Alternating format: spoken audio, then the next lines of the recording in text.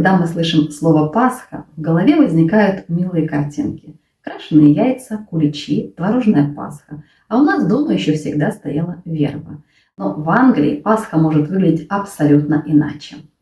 Вместо тихой корзинки с яйцами вас может ждать драка за бочку пива, веселый хаос, танцы с кокосами и безумные гонки за сыром. И первым делом перенесемся в деревню Халатон, где каждую Пасху разыгрывается одно из самых безумных соревнований – Bottle Kicking. Название звучит безобидно – пинание бутылочки. Бутылочкой же здесь это бочка с пивом. Две соседние деревни, Халатон и Мэтбурн, встречаются в чистом поле, чтобы выяснить, чье же это все-таки пиво. Утром жители идут к старой часовне, где священник благословляет 3 бочки пива, 2 с элем, ale bottles, и 1 пустую символическую dummy bottle, которую скидывают с холма, чтобы начать игру. Его раздают участникам и зрителям. Это часть древнего ритуала. Задача команд – перетащить бочки через поле длиной в 1 милю. Это примерно 1 километр 600 метров. На деле это выглядит так. Огромная толпа, несколько тысяч человек толкаются и дерутся на протяжении нескольких часов. Когда бочка достигает территории одной из деревень, ее открывают и пиво раздают участникам и зрителям. После этого выкатывается вторая бочка, и битва начинается снова. Бочонки часто перемещают через заборы, живые изгороди и канавы. Но участники соревнований просто проходят сквозь них. И на следующий день приходится кое-что ремонтировать. По легенде, все началось с того, когда заяц спас 2 дам от разъяренного быка. После этого дамы постановили каждый год на Пасху устраивать праздник с заячьими пирогами и элем. Звучит, конечно, немного странно, ведь заяц спас их, а они постановили есть его сородичей. Но с легендой не поспоришь. Со временем все превратилось в драку за бочку. Конечно, люди регулярно получают травмы, вывихи, ушибы, переломы. Скорая помощь всегда дежурит на месте. В 2001 году полиция даже пыталась запретить соревнования, но жители настояли на сохранении традиции. В итоге ее разрешили, но официально никто не несет ответственности за безопасность. Некоторые считают, что игра Bottle Kicking вдохновила регби. Если вы думаете, что бочки – это экзотика, то средневековый пасхальный театр вас точно удивит. Представьте, деревенская площадь, человек в маске с деревянным мечом сражается, погибает, его оживляет странный доктор. И это не фантазия, это Pace Egg Play. Это старинные народные спектакли, которые разыгрывали в Северной Англии в графствах Ланкашир и Йоркшир.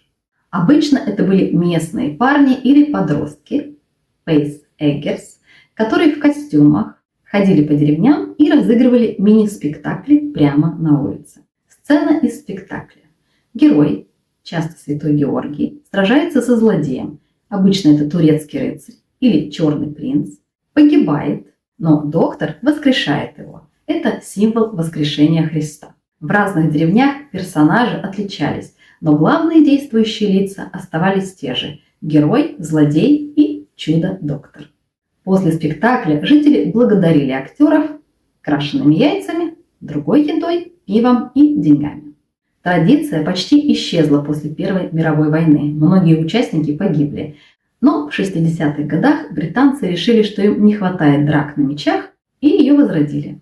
Сегодня спектакль можно увидеть в деревне Хептонстол, в районе Колдер-Вэлли и в городке Барри.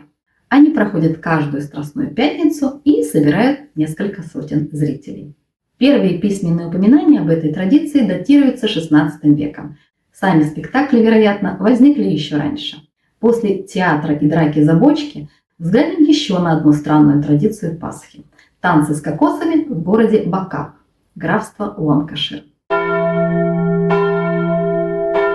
На улице выходит 8 мужчин-танцоров в деревянных башмаках. Это Британия Coconut Dancer. В гриме blackface, то есть лица вымазаны черной краской, а костюмы не изменились практически за 150 лет. Во время танца они топают, кружатся, стучат кокосовыми скорлупками и звенят бубенцами. Танцоры проходят по городу около 11 километров и примерно 10 раз выступают в разных частях города.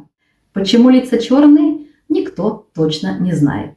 Кто-то говорит про шахтеров, кто-то про пиратов-мавров. Выглядит это весьма странно и в то же время притягательно. Если вы думали, что драк слишком много, то представьте футбол на весь город.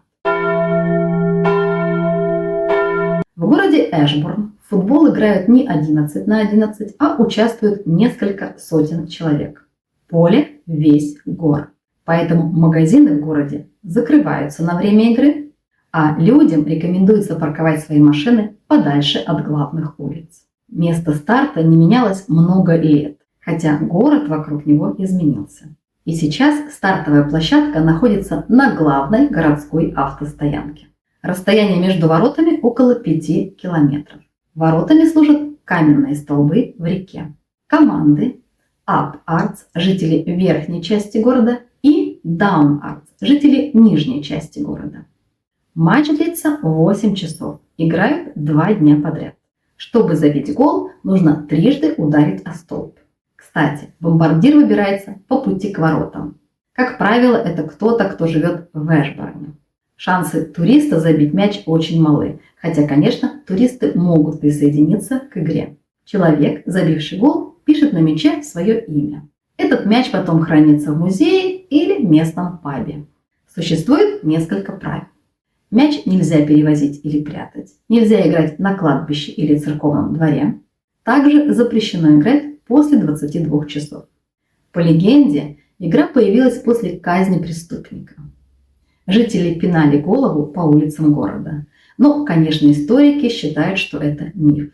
Скорее всего, это форма средневекового футбола. Смесь футбола и драки. Хотя эта игра проходит немного раньше Пасхи, ее часто относят к старым весенним традициям Англии. А теперь праздничный финальный адреналин. Гонка за сыром на Куперс-Хилл. Традиция, где люди ломают ноги ради куска сыра. Каждый год с вершины холма Куперс-Хилл бросают головку сыра Дабл Глостер весом 7-9 фунтов. Это примерно 3-4 килограмма. Сыр катится вниз со скоростью до 100 км в час.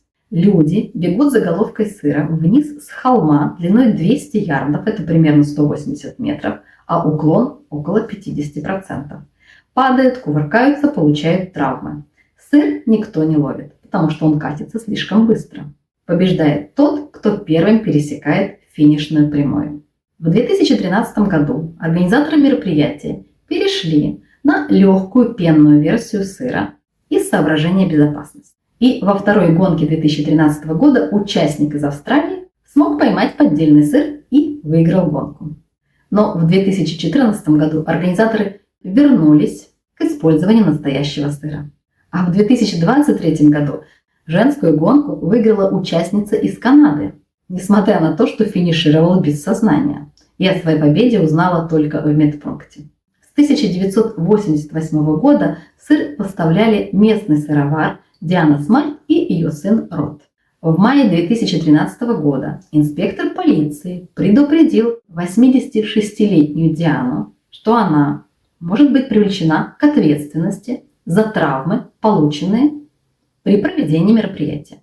Мероприятие официально несколько раз запрещали, но люди все равно продолжают играть.